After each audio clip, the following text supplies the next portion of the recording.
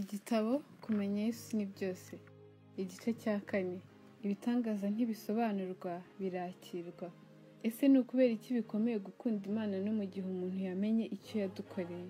Muri Yohana igice cya 3 tuhasoma inkuru y'umugabo wari umwigisha amategeko. Nubwo yari azi ibyanditswe, ntabwo yemeraga kuyoborwa nabyo. Yageragezaga kubahiriza amategeko yose kandi agaharanira kuba umwizera mwiza. Nubwo yari umuntu ukomeye mu nshingano, ariko nta mahoro yari afite. Hari icyo yumvaga kibura muri we. Igiteye agahinda, ntabwo yashoboraga gusobanura icyo abura icyo ari cyo. Birashoboka ko Nikodemu yashoboraga gukesha ijoro ryose akanuye yabuze ibitotsi. Yenda yasengaga Imana yibaza ati, ese Mana yanjye ndabuye iki? Ko nishyuye icya 10, nkubahiriza isabato, ngakora imirimo y'ubukorerabushake, nkaririmba muri korali, nkigisha ishuri rya Bibiliya, nyamara ni ukuri nkumva muri jye rwose hari ikibura, hari ikitagenda neza pe. Bigaragara ko ibyo nkora byose nta mumaro, ni ibiki biri kumbaho rwose. Umunsi umwe bishoboka ko yari yabuze ibitotsi, nuko afata umwanzuro wo kwitwikira ijoro maze ajya kureba Yesu. Yari azi aho yamusanga. Nyuma y'igihe kinini yiga ubuhanuzi, buri rupapuro rwabwo rwose rwerekanaga neza ko Yesu ari Mesiya wasezeranywe. Ntabwo ikibazo cye cyari ukubura ubwenge, ahubwo ikibazo cye cyari uko atari yarigeze ahura na Yesu na rimwe imbonankubone. Yitwikiriye ijoro, afata urugendo agana aho Yesu yari ari. Mu by'ukuri yari atewe isoni n'uko abantu bamubona ajya gusaba ubufasha. Yari umuyobozi w'itorero. Abayobozi b'idini icyo gihe bagombaga gutanga ubufasha. Byari igisebo kubona basaba ubufasha. Ese urumva uko yari amerewe? Umutima we wari wuzuwemo n'inyigisho, amahame, ubuhanuzi, nyamara kandi yari wenyine mu bwigunge yataye umutwe. Yari akeneye ubutabazi, ariko kubera umwanya we w'icyubahiro ntiyashoboraga kwiruka nk'uko wa musore w'umutunzi yabigenje ngo maze apfukame imbere ya Yesu atere hejuru ati, Mwami, narazimiye, nakora iki ngo nkire?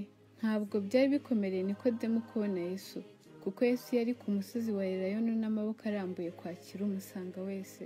Amaso ya Yesu na Nikodemu yararebanye. Byabaye ibihe bidasanzwe ariko byuzuye amahoro, uburuhukiro kwari wuzuye intimba, ihumure, ahari habuze ibyiringiro. Yesu areba mu mutima wa Nikodemu, maze Nikodemu abona urukundo ruhambaye n'ubwuzu bwinshi mu mutima wa Yesu. Agerageza gufungurira Yesu umutima maze amubwira intambara arwana nazo, gutsindwa, kutabyumva, intimba ndetse n'urwikekwe. Ariko ikibabaje, kwishyira hejuru byamurushije imbaraga. Nuko mu mvugo yo kwiyerurutsa ati, Mwigisha, tuzi yuko uri umwigisha wavuye ku Mana, kuko ari ntawe ubasha gukora ibimenyetso ujya ukora keretse Imana iri kumwe nawe.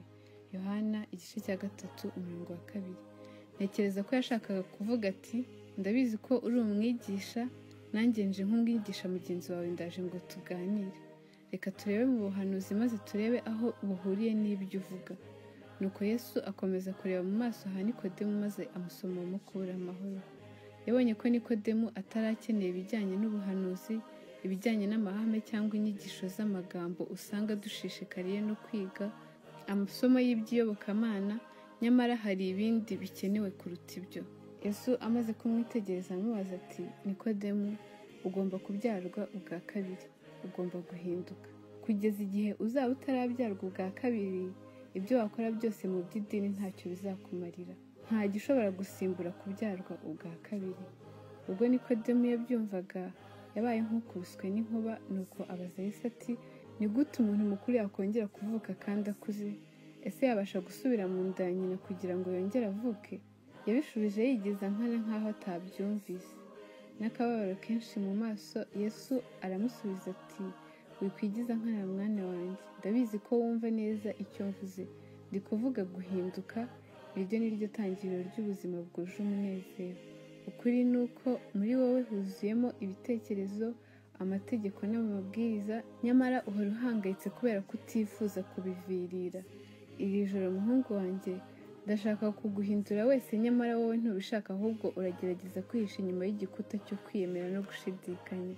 Igitekerezo cya Nikodemu ntabwo kirangirira muri Yohana igice cya 3 gusa, kubera ko muri iryo joro atigeze yitaba umuhamagaro wa Yesu. Byari bimukomereye cyane. Nikodemu umuyobozi akanaba umuntu wari warize ibijyanye n'iyobokamana, umwizera ushimwa kwemera ko atahindutse, yasubiyeyo nk'uko yari yaje ntacyo atahanye. Ese mwakwemera ko ikibazo cya Nikodemo ari cyo cyacu? Yenda mwavuga muti kubera ko amazina yacu yanditse mu bitabo by'itorero, kubera ko twabatijwe ubwo twabyawe ubwa kabiri. Ariko ndababwira ukuri nti ibyo ntabwo ari byo. Dukwiriye kureka kwitiranya kubyarwa n'umwuka no kubyarwa n'amazi mu muhango wo kubatizwa. Aya magambo yose asa nk'ajya kugira ubusobanuro bumwe ariko aratandukanye cyane.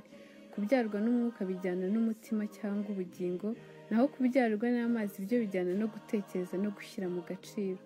Wenda umuntu yaje iwacu kutwigisha amasomo ya Bibiliya, nuko twemera amahame amwe n'amwe maze dufata umwanzuro wo kubatizwa. Nuko ubwo twavaga mu mazi turavuga tuti ubu twabyawe ubwa kabiri, twahindutse bashya. Nyamara bishoboka ko byaba atari ukuri. Yego birashoboka ko twaba twarahindutse bashya kubw'imihango, ariko ibyo ntibisobanura kubyarwa ubwa kabiri, kandi aho niho kwibeshya bizira. Tukaba nka Nikodemu, kubera ko twavukiye mu itorero nyamara tutabyawe ubwa kabiri, ahubwo duhorana igishinja mu mitima yacu, twuzuyemo ubusa no gutsindwa. Dushaka gukunda Imana nyamara ubu tukibona tutabigeraho. Kubera iki?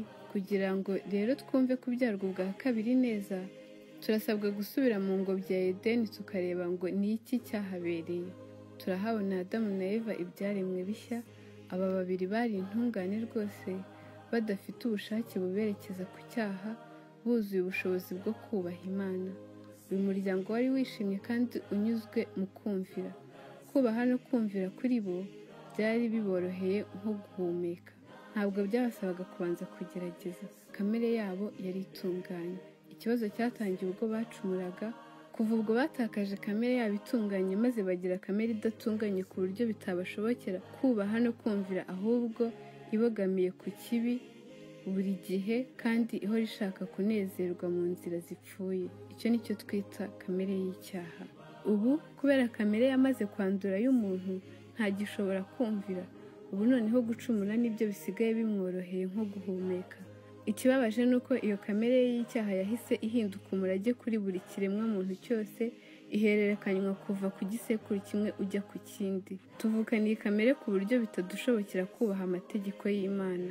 Niyo mpamvu Bibiliya ivuga ngo mbese umunyetiyopiya yabasha guhindura ibara ry'umubiri we, cyangwa ingwe ubugondo bwayo? Namwe nuko ntimwabasha gukora ibyiza kandi mwaramenyereye gukora ibibi.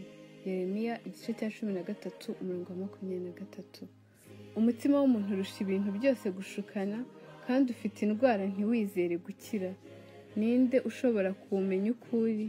Yeremiya igice cya 17 umurongo wa 9. Kuko mu mutima w'umuntu ariho haturuka ibitekerezo bibi, kwica no gusambana no guheheta, kwiba no kubeshyera abandi n'ibitutsi. Matayo igice cya 15 umurongo wa 19. Ushobora kumbaza uti, Pastor, ushatse kuvuga ko ntazigera nshobora kubahiriza amategeko y'Imana? Nanjye ndagusubiza nti bitewe n'uko wavutse na kamere yawe ibogamiye ku cyaha, ntuzigera ubishobora. Mbese muri make igisubizo ni oya. Iki ni cyo Yesu yabwiraga Nikodemo ati utabyawe ubwa kabiri ntashobora kuragwa ubwami bw'Imana. George E. Vanderman yatanze urugero rwiza cyane. Yaravuze ati mutekereze ikirura kiri kwitegereza intama maze kigakunda imico yazo n'uburyo ziba zibayeho zitonze, maze kikibwira kiti ni ukuri inyamaswa zose zigomba kubaho nk'intama, maze ikirura kikagerageza kubaho nk'uko intama zibaho. Ese ubwo buzima ntibwabihira icyo kirura? Ese nticyakwikundira kwisubirira mu buzima bwacyo kuruta kubaho mu buzima bw'intama? Kurisha byakibera umutwaro mu gihe cyose cyajya cyibuka amagufa y'intama cyahoraga kirira. Tekereza Imana ivuze iti kubera ko wahisemo kuba intama niko uzagumya kubaho. Ese urambwira ko mu myaka 5 cyangwa 10 cyazaba kiryoherwa no kurisha? Ni ukuri ntabwo byashoboka. Ni ukuri igisubizo ni oya, kubera ko ari ikirura kandi kamere yacyo y'umurage ni ikirura. Mu mizo ya mbere ikirura cyagerageza n'imbaraga zacyo zose kubaho nk'intama, yewe na ya mibereho intama igira icisha ukubiri na kamere y'ikirura. Iminsi yahita indi igataha yenda umwaka ugashira, ariko byagera aho ikirura kitabasha kwihanganira kamere y'uburura bwacyo n'umunsi umwe, maze umunsi umwe ubwo intama zaba zisinziriye cyahaguruka kikiruka kikazivamo. Mu minsi isanzwe kino kirura kiyambura uruhu rw'intama maze kikisubirira mu buzima bw'ibirura kigakora nk'ibirura, maze ku isabato kikongera kigasubira mu butama kikajyana n'izindi ntama mu rusengero, kigenda kiyerurukije nk'aho nta kibazo gifite. Nyamara kiba kibizi ko nta kigenda, gihora kiri mu kimwaro. Ariko iyo kirambiwe iyi mibereho yo kubeshyabeshya, kigasanga Imana ntaho kiyikinze cyicishije bugufi maze kikavuga kiti, urabizi ko nshaka kuba intama nyantama, ariko urabizi ko navutse ndi ikirura. Ndakwinginze gira icyo unkorera umpindure. Maze kubw'ubushobozi bw'Umuremyi gusa, Imana igatera muri cya kirura kamere y'intama. Ese bizongera gukomerera icyo kiremwa kubaho nk'intama? Oya rwose. Iki ni cyo neza neza Imana idusezeranira. Nzabanyanyagizaho amazi meza, maze muzatungana, bakureho imyanda yanyu yose n'ibigirwamana byanyu byose. Nzabaha n'umutima mushya, mbashyiremo umwuka mushya. Nzabakuramo umutima ukomeye nk'ibuye, bashyiremo umutima woroshye. Ezekiel igice cya 36 umurongo wa 25 kugeza ku 26. Petero nawe yongeraho ati, ibyo ni byo byatumye aduha ibyo yasezeranije by'igiciro cyinshi, bikomeye cyane kugira ngo bibatere gufatanya na kamere y'Imana, mumaze guhunga no gukira kononekara kwazanywe mu isi no kwifuza. Urwa kabiri rwa Petero igice cya 1 umurongo wa 4. Ese urabyumva nshuti muvandimwe? Imana idusezeranira kuduha umutima mushya, ishaka kuduha kamere ya Kristo ubwe, kamere itubashisha gukunda Yesu n'umutima wacu wose, twubashye twicishije bugufi, tunyuzwe n'urukundo rwe. Dore icyo Ellen G. White yavuze ku kubyarwa bwa kabiri. Icyaha cyadutandukanyije n'ubugingo bw'Imana. Imitima yacu yaramugaye. Nk'uko cya kimuga cyo ku kidendezi cy'i Betesida kitabashaga gutambuka, niko natwe tutabasha kugira imibereho yera. Hariho abantu benshi biyumvamo intege nke zabo, bakaba bifuza ubugingo bw'umwuka bwabatera gusabana n'Imana, bakoresha imbaraga zabo ngo bashobore kugera kuri iyo ntego, ariko bikaba iby'ubusa. N'umubabaro mwinshi wo kwiheba bataka n'ijwi rirenga bati, ngushije ishyano, ninde wankiza uyu mubiri untera urupfu? Imitima nk'iyi irwana intambara yihebye ikwiriye kurarama ikareba hejuru. Wifuzwa ibihe byose, paje 126. Nta maso y'umuntu ashobora kubona ikiganza gikize gikura umutwaro ku bitugu by'umunyabyaha, cyangwa gifashe itabaza rimurika umucyo uvuye ku ntebe y'imanza yo mu ijuru rigana ku mutima w'uwiyeguriye Kristo. Umugishuza iyo umutima w'umunyabyaha wiyeguriye Imana wese biciye mu kwizera. Icyo gihe imbaraga idashobora kubonwa n'amaso y'umwana w'umuntu ihindura umunyabyaha icyaremwe gishya mu ishusho y'Imana. Uwo munyabyaha wavutse ubwa kabiri aba ari ikiremwa gishya gifite ubushobozi bwo gukunda no kubaha, kandi aba yariyeguriye gukora ibihuje n'ubushake bw'Imana. Ese iri si isezerano rihebuje? Iki gitangaza ntikiboneshwa amaso y'umuntu, kubera ko iri sezerano ritava ku muntu ahubwo riva ku Mana. Hari ikintu kimwe cy'ingenzi dukeneye kumva mbere y'uko dukomeza. Ntabwo kwakira impano y'Imana biba ku bantu bose mu buryo bumwe. Kuri bamwe bisaba amasegonda, ku bandi biza gahoro gahoro. Amarangamutima menshi ashobora guherekeza iryo hinduka, nyamara hari n'uwo bibaho ntihagire n'amarangamutima na make amugaragaraho. Nyamara uburyo ubwo ari bwo bwose nta buruta ubundi. Hari abakristo basubiza amaso inyuma bakibuka itariki n'umunsi byababayeho, nyamara abandi badashobora kwibuka igihe. Si ngombwa ko abantu bose bahabwa iyi mbaraga mu buryo bumwe. Icyangombwa ni uko duhinduka, maze ikirura kikaba umwana w'intama. Mu mwaka wanjye wa mbere w'ivugabutumwa, nakoreye mu cyaro kimwe cy'umurwa mukuru w'igihugu cyacu. Abenshi mu bakene batari banitaweho bakiriye iyo mpano. Ryari ihinduka ridasanzwe ryakozwe na Mwuka Wera. Umunsi umwe ubwo nari ndi kugendagenda muri icyo kirorero, imbwa yatangiye kumpokera. Kubera kutabana n'imbwa nagize ubwoba, maze ntangira kwirukanka. Mu kanya gato cyane, imbwa nyinshi cyane zari ziri kumpokera zinyirukankaho. N'ubwoba bwinshi nirutse nshaka aho nakwihisha izo mbwa, nahise niroha mu nzu yari iri aho ikinguye. Ubwo namenyaga ahantu nari ninjiye, naravuze nti, icyari cyiza ni ukuribwa n'imbwa kuruta kwinjira hano. Iyo nzu yari ntoya cyane, yari yijimye kandi ifite utwenge duto dusohora umwuka. Buji ebyiri zageragezaga kuzana agacyo muri icyo cyumba. Hari huzuye umwuka mubi pe. Kuri ayo meza hariho ipaki y'itabi ndetse n'ibibabi bya koka. Abagore babiri basinze cyane bari bicaye bakikije ayo meza, amacupa menshi arimo ubusa yari anyanyagiye hasi. Mbere y'uko ntanga ubusobanuro bose baranzengurutse. Nasabye imbabazi ari nako ngerageza gusobanura icyanteye kwinjira muri iyo nzu. Ntibigeze bita ku mbabazi nabasabaga. Byahise binsaba kwibagirwa imico myiza indanga kugira ngo nsohoke muri iyo nzu. Mu minsi mike ubwo nari nongeye kugenda aha hantu, umwe muri ba bagore yaransanze nuko arambaza ati ese ni wowe winjiye mu nzu yacu uri guhunga imbwa? Nuko ndamusubiza nti ni njye, ariko nanabasabaga imbabazi. Nuko arambwira ati si wowe ukwiriye gusaba imbabazi ahubwo nitwe twari dukwiriye gusaba imbabazi. Namubwiye ko ndi pasiteri kandi ko ndi gukoresha amateraniro ku musozi wari hafi aho, kandi musaba ko niba bishoboka yajyaza akadusura ku mugoroba. Icyantangaje ni uko ku mugoroba yaje nubwo yari yasinze cyane ku buryo twatangiye amateraniro asinzira tukarinda tuyarangiza agisinziriye. Umugoroba wakurikiyeho nabwo yaraje n'undi araza gutyo, ariko buri gihe yabaga yasinze kandi asinziye. Mu minsi mike yakurikiyeho yaransuye n'amarangamutima menshi yuzuye umwuka w'inzoga, arambwira ati pasito, ndashaka ko twaganira. Ubuzima bwanjye burababaje. Ushobora gutekereza ko mba ntumva ibyo uvuga buri mugoroba kubera ko mba nasinze kandi nanasinzira, nyamara ndagukurikira cyane kandi mfite agahinda sinzi icyo nakora. Namurebanye impuhwe. Nashoboraga kumureba mu maso nkiyumvisha amagorwa y'ubuzima acamo nta Kristo. Ni ukuri nabonaga kureka inzoga kuri we ari ibidashoboka.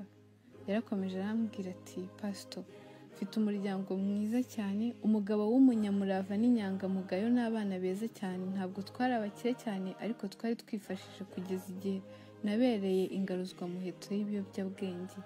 Sinzi uko byaje. Naje kwibona kunywa ari cyo kintu cyiza imbere mu buzima bwanjye. Inshuro nyinshi umugabo wanjye yageraga mu rugo avuye ku kazi ananiwe cyane, agasanga nanyweye, abana bashonje, nabataye. Namaze igihe kinini ndi mu rugo muri ubwo buzima bwari bubangamye. Umunsi umwe ubwo umugabo wanjye yari yagiye ku kazi, nafashe imyenda yanjye mva mu rugo ndigendera. Nta urugo rwanjye, umugabo wanjye, abana banjye harimo n'uruhinja rwari rufite imyaka 2. Naje ahangaha mba aho kubaho binsaba kuba indaya.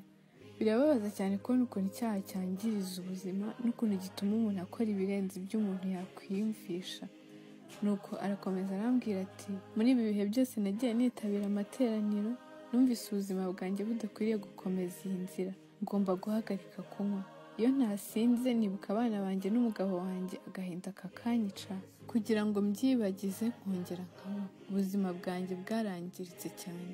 Imana yadusezeraniye kutubohora, yadusezeraniye kuduha imitima mishya, ifite ubushobozi bwo guhindura imitima yacu, kandi iki nicyo cyabaye kuri wa mugore.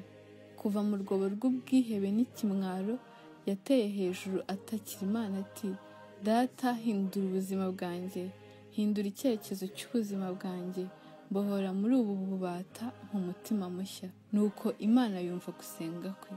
Nta wigeze abona ibyari biri gukorwa, ariko imbaraga y'Imana yaremye icyaremwe gishya. Yahagaritse kunywa ibiyobyabwenge, ariko ubuzima yari abayeho wenyine byari bibabaje cyane. Kubw'ibyo nafashe umwanzuro wo gushaka umugabo we. Nasanze umugabo we ari umugabo mwiza cyane. Yabyukaga buri gihe azindutse, agateka ibyo arya n'abana be maze akabona kujya ku kazi. Umwana we w'imfura w'imyaka 12 niwe wamufashaga kwita kuri barumuna be. Yafataga ibyo kurya se yabaga yasize atetse maze akabishyuhiriza barumuna be. Nubwo yabaga yananiwe, uwo mugabo mwiza yatahaga nimugoroba maze agakoropa inzu, akanamesa imyenda y'abana. Ubuzima bwari bukomeye. Mu minsi ya mbere ubwo namusuraga, nta jambo na rimwe ryerekeye umugore we nigeze mvuga. Ubwo nakomezaga kumusura naje kumubwira ko naje kubw'umugore we. Mu gihe nabimubwiraga mu maso he harahindutse, nuko arambwira ati ntiwongere kumuvuga.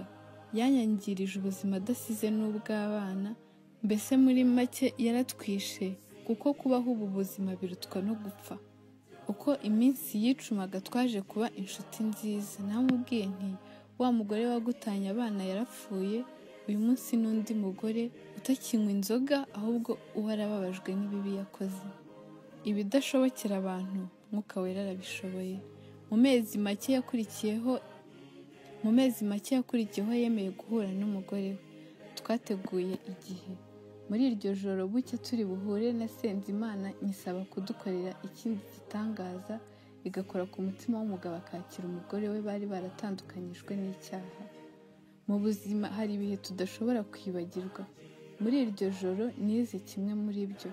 Ubwo twahageraga umugabo yahagurukanye n'abana, nuko umugore aramwegera ahita apfukama n'amarira menshi cyane ati mbabarira. Nibyo koko sinkwiriye imbabazi, ariko ndakwinginze. Ndabizi ko nta burenganzira, ntacyo ndicyo rwose. Ndashaka kukwitaho. Nzaba umukozi. Sinzigera mburana. Nshaka kubana nawe ngakora ibyo nagakwiriye kuba narakoze ahahise. Ubwo umugore yari ari kuvuga, nanjye nakomeje gusengera mu mutima. Icyaje kuntangaza, umugabo yamufashe ikiganza maze aramuhagurutsa maze aramubaza ati wahagaritse kunywa inzoga? Nuko umugore aramubwira ati yego, Yesu yazinkuyeho mu mezi make ashize. Nuko umugabo ati simbyumva. Umugabo yabivuganaga amarangamutima. Nuko arakomeza ati ubwo pasiteri yabimbwiraga ko wahagaritse kunywa inzoga ntabwo nabyizeraga, nashakaga kubyirebera. Ubu ndabyirebera rwose, ntabwo ukinywa inzoga. Wambwiye ngo ni Kristo waguhinduye? Niba ari ukuri, nanjye nshaka kumenya uyu Kristo ufite ubushobozi bwo gukora igitangaza nk'iki.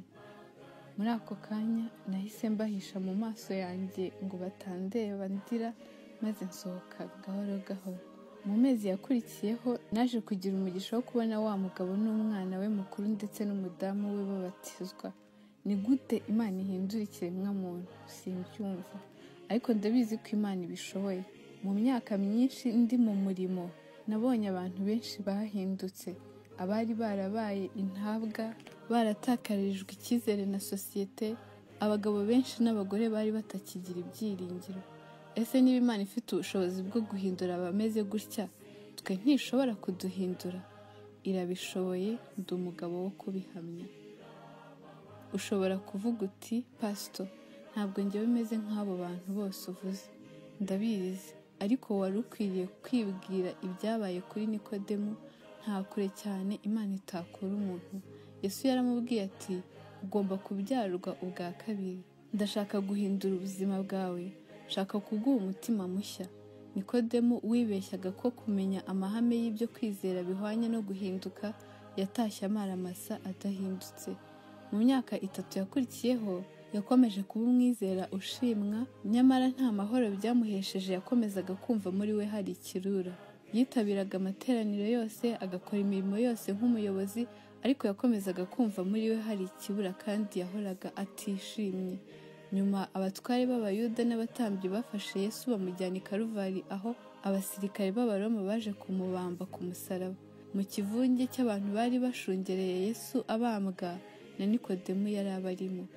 Ubwo yitegerezaga Yesu ari ku musaraba, yibutse ko Yesu yari yaramubwiye ngo kandi nk'uko Mose yamanitse inzoka mu butayu, niko Umwana w'umuntu akwiriye kumanikwa, kugira ngo umwizera wese abone guhabwa ubugingo buhoraho. Yohana 3:14-15. Nikodemu ntiyari akijijanganije. Ndatekereza ko yegereye umusaraba, nubwo icyo gihe byari bibujijwe. Ndakwibutsa ko Abaroma bahitaga bica uwo ari we wese wageragezaga kwerekana impuhwe afitiye uwabaga yabambwe. Yenda amaso ya Yesu yakubitanye n'aya Nikodemu, maze aciye bugufi asaba yinginga ati ndakwinginze wipfa utampinduye, ndakwinginze nk'umutima mushya nka kwa kuvuka bushya wambwiraga rya joro mu myaka 3 ishize. Nikodemu yari yarumvise ibya Yesu yitonze. Ubu noneho yari abyiboneye bisohora. Yesu yamuhinduriye umutima. Wa mugabo watinyaga amaso y'abantu kugeza ubwo yifuzaga kubona Yesu nijoro ngo hatagira umubona, ubu noneho ntiyatinye guhamiriza abantu bose mu ruhame ko Yesu ari umukiza we. Maze we na Yosefu wo muri Arimantaya basaba Pilato uburenganzira bwo guhamba umurambo wa Yesu. Yohana 19 38-39. Igitangaza cyo guhinduka cyarabaye, byakubaho nk'uko byaba ko ari we wese wabyemeye. Igikenewe ni ukwegera umusaraba wa Yesu maze ukahigira ibintu bitatu by'ingenzi. Icya mbere tugomba kuhigira ni uko turi abanyabyaha. Nta gikomeye umutima w'umunyabyaha nko kwibwira ko ari nta bunyantege nke ufite, nta kibazo ufite nyamara ari umunyabyaha. Ntidukwiriye kwirengagiza uko twavutse, aho twakuriye cyangwa ko hari amahirwe tutabonye, ahubwo dukeneye gusanga Yesu maze tukavuga tuti, Mwami mfasha, ndi umunyabyaha. Ni njye nyirabayazana w'ibimbaho, ibyo inshuro nyinshi ntashobora gusobanura, ndashaka kubabarirwa. Icya kabiri dukwiriye kumenya ni uko twebwe ubwacu tudashobora kwikiza. Nubwo bitoroshye kubyemera, ntidushobora kuba beza kubera ibikorwa byiza. Icyo umuntu ashoboye ni ugucumura mu gihe aba yibwira ko kubw'imbaraga ze yashobora kwigenga, yakwiyungura imbaraga, yagera ku byiza. Yibona buri gihe yashayishije aho kugera ku cye. Yibona buri gihe yashayishije aho kugera ku gakiza. Nyamara igisubizo cy'ukuri kandi nyacyo ni kimwe, ni ugushaka Imana ntacyo twizigiye. Tugomba kureba Yesu aho kwirebaho.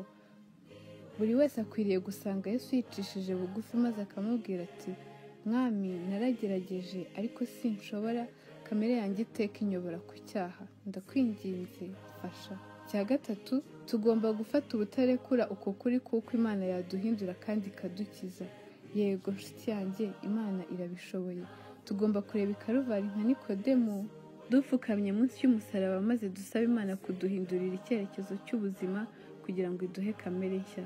Ijambo ry'Imana rivuga ko icyo gitangaza kibaho. Bishobora no gutangira kukubaho muri aka kanya ufashe iki gitabo mu kiganza. Yenda ushobora kutabyiyumvamo, ariko Mwuka Wera ari gukorera mu mutima wawe. Yenda urumva iki gitabo kiri kukubuza amahoro ndetse icyakubera cyiza ari uko wakijugunya aho bata imyanda. Kamere yacu y'ubunyacyaha ntijya yihanganira ukuri, ariko Imana irakomeza kuvugana n'umutima wawe. Uko tugenda turushaho kumvira iryo jwi, ushobora gutangira ukavuga uti, ibi se birashoboka? Ni gute Imana yahindura ubuzima bwanjye mu isegonda rimwe? Simbyiyumvisha pe.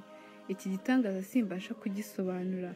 Kubyarwa ubwa kabiri ni igitangaza. Sinshobora gusobanura ukuntu mu masegonda make amazi yahindutse vino mu gikorwa cyiza kidasanzwe cyakozwe na Yesu Kristo. Nta muntu wize ubutabire wabisobanura. Nk'uko dukomeje kubivuga, ibi bitangaza ntibishobora gusobanurwa n'akanwa k'umwana w'umuntu uretse kubyakira.